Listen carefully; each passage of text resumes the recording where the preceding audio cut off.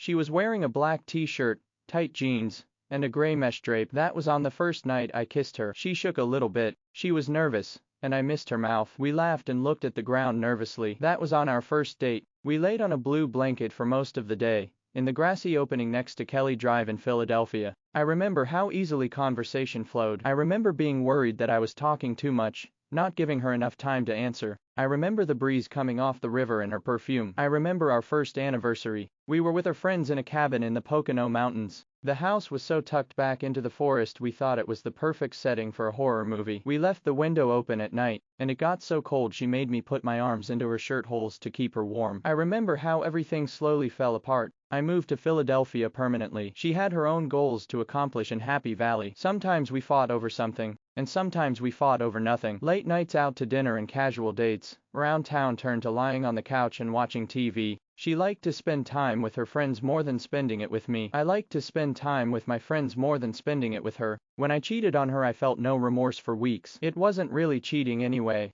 I had already been planning on ending the relationship for months. It took 4 weeks to realize I had thrown a 4-year relationship away. But my mind was set. I was proud of the way I ended things. I refused all of her calls, and ignored all attempted interaction. We were too young. Now I'm standing outside of what seems like a festival. Purple flowers line a walkway to an enormous tent, about half a football field away. I can hear children laughing, but they are being hushed. My brand new Audi RS5 is neatly reversed into a spot behind me. I'm wearing my best suit from Brooks Brothers. I even grew my sideburns out like she preferred. I hate my sideburns. I had told her to wait back then. I told her to make sure she wanted me, to make sure she wouldn't find anyone better. I never thought she would take me up on that offer. I told her we needed to find success apart from one another. I found it. For some reason all of the money didn't seem so important now. It takes a bit of talking to get into the wedding. She had hired one of her brother's friends as an usher. He recognizes me. I promise him I won't say a word to anyone inside. I just ask to be able to see them take their vows. He is visibly drunk and caves quickly. The vows are beautiful. She is beautiful. I see her parents again for the first time in 3.5 years from across the crowd. Her mother is an emotional wreck,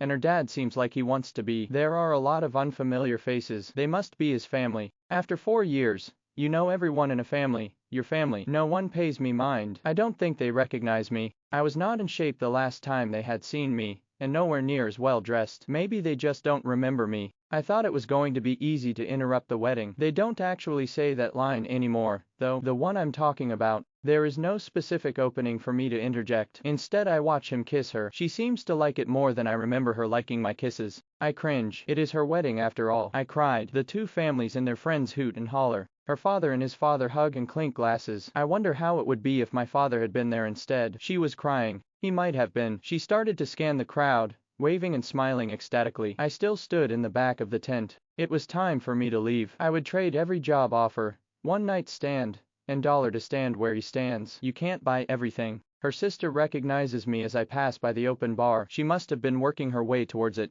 as the crowd celebrated. She grabs my arm gently. Christian, her face looks worried. A mix of happiness and fear start to take over. I smile. I wave. Pull my arm from her grasp. I hold my finger to my lips. Our secret. She covers her mouth, turns around, and walks away. As I turn I see her order a drink from the bar. I guess this isn't like the movies. I guess it isn't normal to show up to a girl's wedding uninvited, particularly if you plan to marry her yourself before. I laugh to myself. I wonder, what could have happened if I had arrived earlier, if I drank more, if I did interrupt the wedding. I wonder how many fists, kicks, and elbows would have met my face. I walk outside and lean against the back of my car. I do not want to be seen by any early departures. I pull out my last cigarette, and wait for the tears to stop. She hated me smoking. I try to tell myself it is all worth it. I still have the money, the career, and the lifestyle. I don't have my best friend anymore, but she is hers. That feels okay to me. She always said you couldn't have your cake and eat it too. The paper but starts to burn. I flick it. Time to go. I stand up and stretch. The tears are dry. I turn around and he is standing there. He's smoking a cigar with someone I don't recognize. Thank God. I don't know why, but I decide to strike up a conversation. He has no idea who I am. I guess she really never talked about me. We talk for almost half an hour. I'm surprised no one has realized he's missing yet. He's a better guy than me through